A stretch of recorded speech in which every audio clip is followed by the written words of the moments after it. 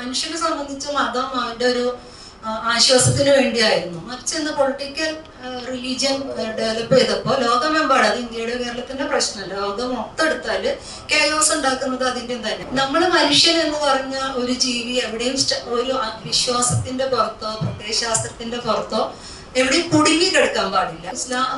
Islamophobia നിലനിൽക്കുന്ന ഒരു സൊസൈറ്റിയിൽ ഇരുന്നിട്ട് ഒരു മുസ്ലിം കുടുംബം എന്തും കൂടിയാണെന്ന് ഇത് പറഞ്ഞു വെക്കുന്നുണ്ട്. കുറച്ച് പുറകോട്ട് പോകണമെങ്കിൽ സദ്യ അനുഷ്ഠിക്കുമ്പോ ഈ അച്ഛനോ ആങ്ങളേക്കോ കുടുംബക്കാർക്കോ മോളോട് ഇഷ്ടമില്ലാഞ്ഞിട്ടല്ല, വിശ്വാസമാണ് അവരെ കൊണ്ട് അത് ചെയ്യിക്കുന്നത്. മതം എന്ന് പറഞ്ഞ ഒരു ഐഡന്റിറ്റിയിൽ ജീവിക്കാൻ ഭയപ്പെടുന്ന മനുഷ്യരായി നമ്മൾ മാറുന്നുണ്ട്.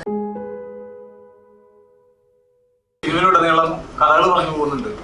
ഗവൺമെന്റിന്റെ ഇപ്പൊ നമുക്ക് സ്റ്റെക്കായി പോകുന്ന ഒരു നിമിഷം എന്ന് പറയുന്നത് കളക്ടറിന്റെ അവിടെ വരെ എത്തിയിട്ട് സ്റ്റെക്കായി പോകുന്നത് കളക്ടർ തന്നെ ഒരു മതത്തിന്റെ അടിസ്ഥാനത്തിലാണ്. അതിനുപരി കൂട്ടുകാരന്റെ ജീവൻ രക്ഷിക്കാൻ വേണ്ടിയിട്ട് കൂട്ടുകാരെ വന്നപ്പോഴും അവിടെ മതത്തിന്റെ മതം വരുമ്പോൾ അവരും സ്റ്റെക്കായി പോവുകയാണ്. അപ്പോ വേറൊരു വേറൊരു മതത്തിൽപ്പെട്ടൊരു വ്യക്തി മറ്റു മതസ്ഥരോട് ഇതിനെപ്പറ്റി സംസാരിക്കുന്നത് സൊസൈറ്റിനെ ബാധിക്കുന്നില്ലേ? പല രീതിയിൽ ഏതെങ്കിലും രീതിയിൽ ബാധിക്കുന്നുണ്ടോ? സ്റ്റെക്കായി പോകുന്നുണ്ടോ? സ്റ്റെക്കായി പോകുന്നുണ്ടോ വെച്ചാൽ ഞാൻ പറയുന്നത്, നമ്മളിപ്പോ ജീവിക്കുന്ന കേരളം മാത്രമല്ല, ഇന്ത്യ എന്ന് പറഞ്ഞൊരു പൊളിറ്റിക്കൽ കോണ്ടെക്സ്റ്റിൽ നോക്കിക്കഴിഞ്ഞാല് അങ്ങനെ ഒരു ഭയം ഉണ്ടോ എന്നുള്ളതാണ്. സത്യത്തിലുണ്ടെന്ന് തന്നെയാണ് ഞാൻ തുറന്നു പറയുമ്പോ. മതം എന്ന് പറഞ്ഞ ഒരു ഐഡന്റിറ്റിയിൽ ജീവിക്കാൻ ഭയപ്പെടുന്ന മനുഷ്യരായി നമ്മൾ മാറുന്നുണ്ട്. അതായത് മതത്തിന് പുറത്ത് മനുഷ്യരെയും ജീവിതത്തെ നോക്കി കാണുന്ന മനുഷ്യർക്ക് അത് വലിയ സഫോക്കേഷൻ ഉണ്ടാക്കുന്നുണ്ട്. അപ്പൊ ഞാൻ ആസ് എ പ്രേക്ഷക, ഈ സിനിമയുടെ അഭിനേതാവ് എന്നുള്ള രീതിയിലല്ല, ഞാനൊരു വ്യൂവറായിട്ട് ഇന്ന് കാണുമ്പോൾ എനിക്ക് അതിനകത്ത് തോന്നിയൊരു സന്തോഷം എന്താന്ന് വെച്ചാല്, നമ്മൾ മനുഷ്യൻ എന്ന് പറഞ്ഞ ഒരു ജീവി എവിടെയും ഒരു വിശ്വാസത്തിന്റെ പുറത്തോ പ്രത്യയശാസ്ത്രത്തിന്റെ പുറത്തോ എവിടെയും കുടുങ്ങി കിടക്കാൻ പാടില്ല. അതിന് സിസ്റ്റം എങ്ങനെയാണ് സപ്പോർട്ട് ചെയ്യേണ്ടത്? സിസ്റ്റം സപ്പോർട്ട് ചെയ്തില്ലെങ്കിൽ വ്യക്തിയുടെ ധാർമ്മികത എങ്ങനെ ഉയർന്നു പ്രവർത്തിക്കണം? അതിന്റെ ഒരു ഉദാഹരണമാണ് ആ പോലീസ് ഉദ്യോഗസ്ഥൻ. അയാളുടെ ധാർമ്മികതയാണ് അവിടെ ഉയർന്നു പ്രവർത്തിച്ചത്. അതുപോലെ മനുഷ്യര് എപ്പോഴും വളരെ, അതുകൊണ്ടാണ് മോബ് ലിഞ്ചിങ് ഉണ്ടാവുന്നത്. ഇതൊന്നും മോശം മനുഷ്യരായിട്ടല്ല, പക്ഷെ അതിനകത്ത് നമ്മൾ കുടുങ്ങിക്കിടക്കുക, ആ വിശ്വാസത്തിൽ കുടുങ്ങിക്കിടക്കുക.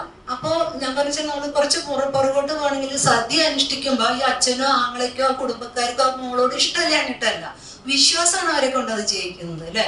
അപ്പൊ ഇതിന്റെ തോട്ട് പ്രോസസ്സിന് മാറ്റി കൊടുക്കുക എന്നുള്ളത് കൂടിയാണ് നല്ല വിശ്വാസി ചെയ്യേണ്ടത്. അതല്ലാതെ മതം ഉണ്ടാവാൻ പാടില്ല, വിശ്വാസം ഉണ്ടാവാൻ പാടില്ല എന്നല്ല.